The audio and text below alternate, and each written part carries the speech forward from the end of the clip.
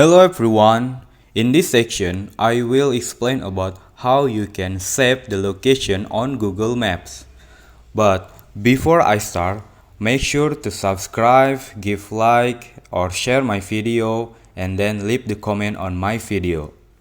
Open your Google Maps.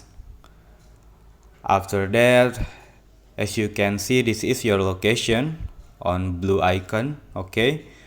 And then in this section we will save the location, okay?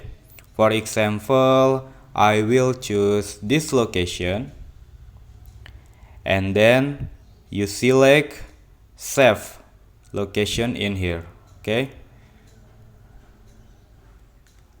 You can add this location to your favorites, travel plans or start place. For example, I will choose favorites and then select done. So that is the way how you can save the location on Google Maps. Thanks for watching this video. Make sure you subscribe, like and leave the comment on this video. Thank you.